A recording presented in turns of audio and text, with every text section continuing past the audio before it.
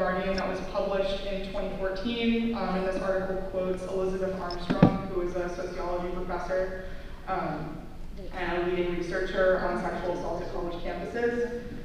This quote says, "I was just at the University of Massachusetts and at Wesleyan, and they were talking about bystander intervention programs, and that's great, people should try to engage. But what it leaves off the table are the organizations that put people at risk on campus.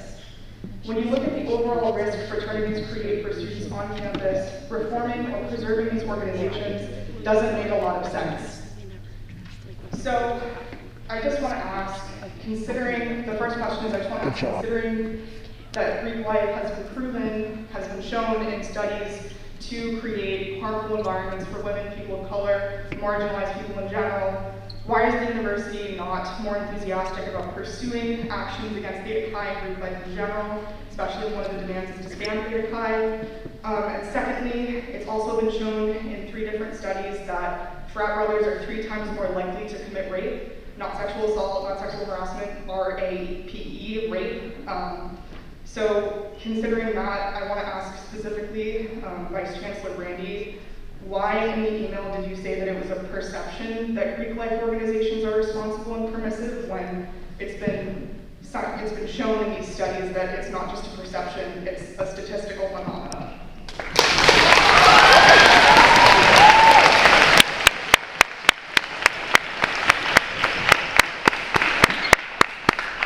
I appreciate the question. So I do believe that, and I will say that I've had a lot of outreach from members of Greek letter organizations here that stand in solidarity with this group tonight. There are members that are also interested in furthering the Survivor Bill of Rights and also doing other things to create culture change, not just holistically, but within their communities. And as a public university, these organizations, any group can come together and associate, and then they can sign up to be a registered student organization. So we do have to balance our obligations to support those, not support the organizations, but allow them to come together and exist. But we absolutely can hold them accountable. So, and we do that. So why are they here if they can? So again, yeah, there is a process. There is a process for when organizations violate the code of conduct, they can be held responsible. So not responsible enough. Where are they? I would like to ask if there are any frat brothers in the audience tonight.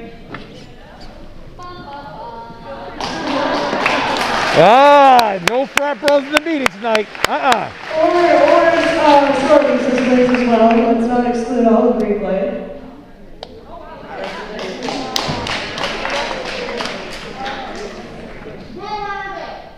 That's all I have to say.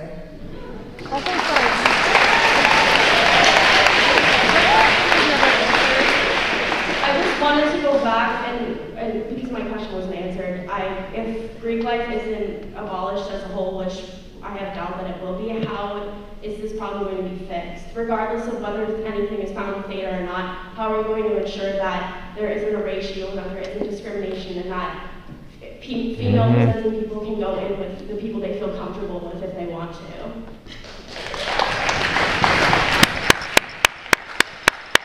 I think it's fair to say, and I'll look at my colleagues, that we will be following up on this. So I hope so. I sure hope so. What are y'all gonna do? Sit there and collect your paychecks off our tax dollars. We need to minimally speak to our general counsel's office and understand any legal implications that we have to worry about. So it's not something that as a public university we can just simply give you an answer based on some comments from here. We need to really go back to the general counsel and say, does this form legal basis for discrimination that we can in fact use that as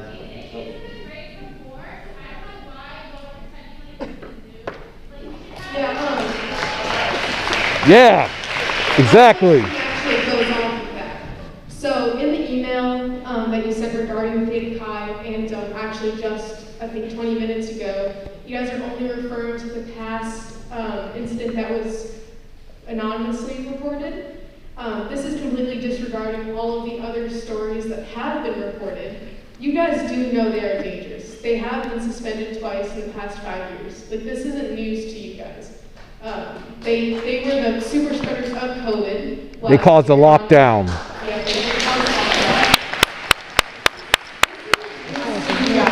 lockdown. You know that they are dangerous. We conducted a survey, the Theta Class Violence Survey, with this Instagram campaign that a group and I are running. It's been, I think, 5-6 days. I already had 60 people that said yes, they have experienced violence at Theta Chi. I had 45 people that shared their specific story. It's not just sexual assault. It's racism, it's homophobia, it's physical violence.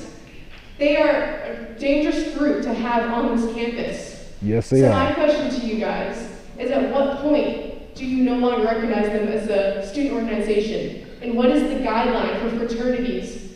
You violate this many rules and you're out of here. Where is that guideline? Yeah, yeah. I don't think I heard the beginning of your question. Did you say you had a survey? Yes. Are you comfortable sharing that survey with us?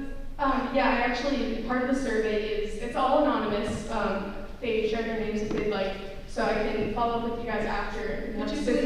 I want to make sure I connect with you because since the chancellor's email went out, we've gotten under 10 reports. So I have my investigators combing those reports to see what our next steps can be. If you can share that survey with us, that might be very helpful. Yeah, but going back to, so another question on that survey is, did you report this incident, and if so, did UMass take action? I think a majority of them are no, they did not report that incident, which is a separate issue, but I think about 10 of them said yes, and no action was taken. So some of these are reported incidents, and like I said, they have been caught violating the student code of conduct. They have been suspended twice.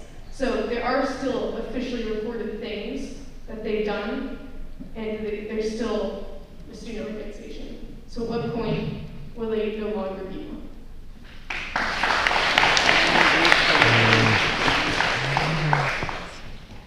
So in the Office of Student Conduct and Community Standards, they look at all of the information when it comes to charging an organization, and if an organization is found responsible, they take into consideration previous instances when the organization may have been found responsible as well, so that the sanctioning that they receive is cumulative.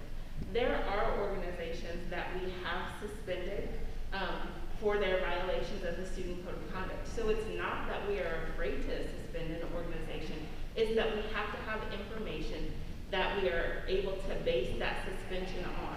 So the information that we have has to be actionable.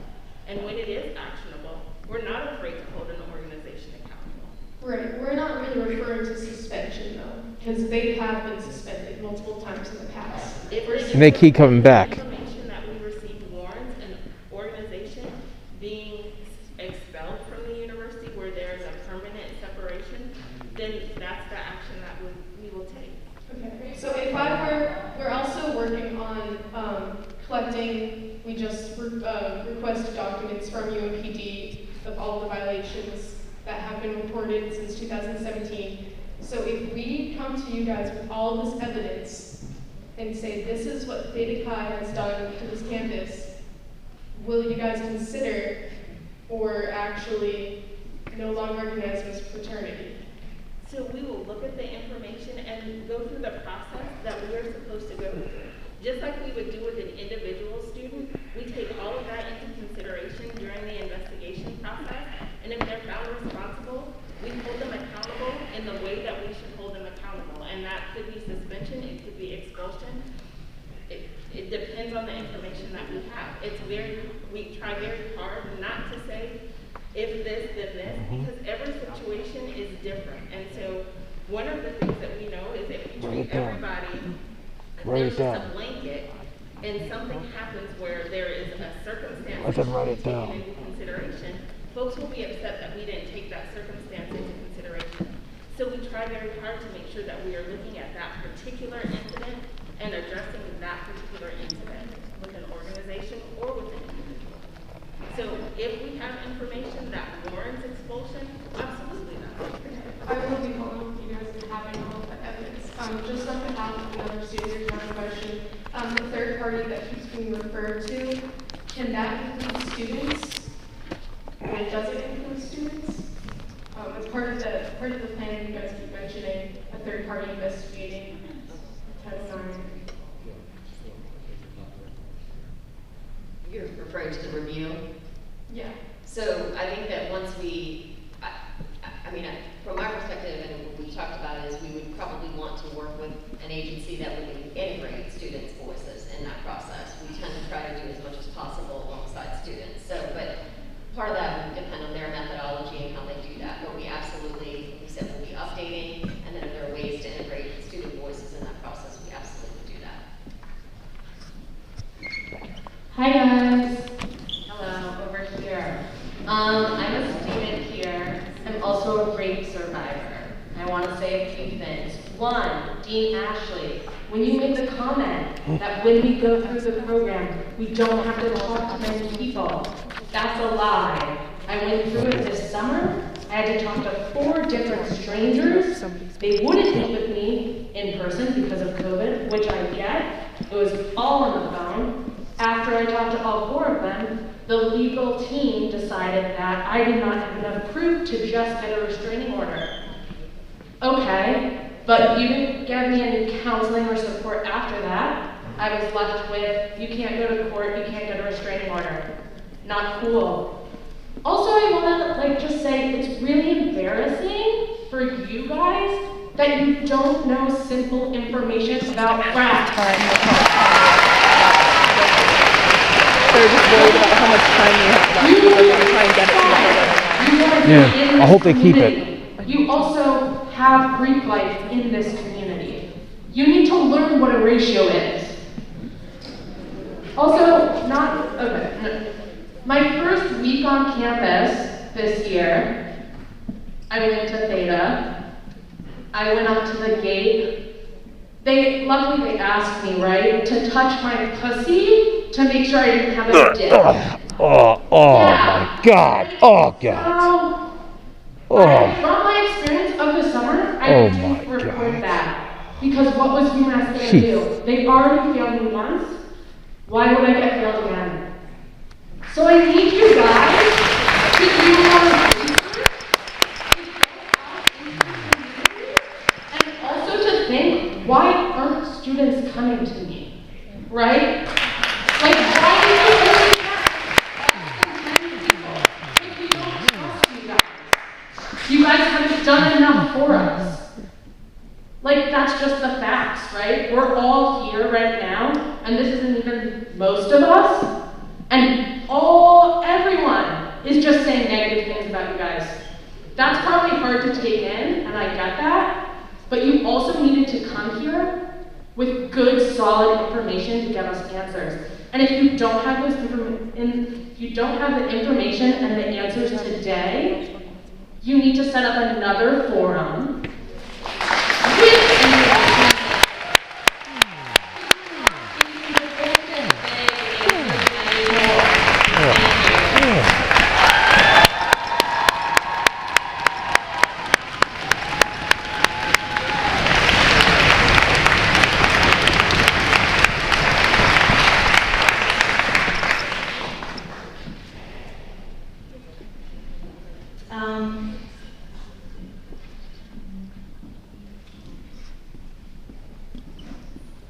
the past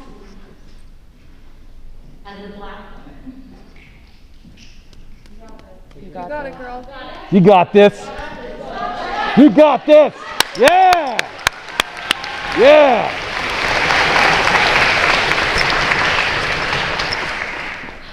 The past week as a black woman has been awful.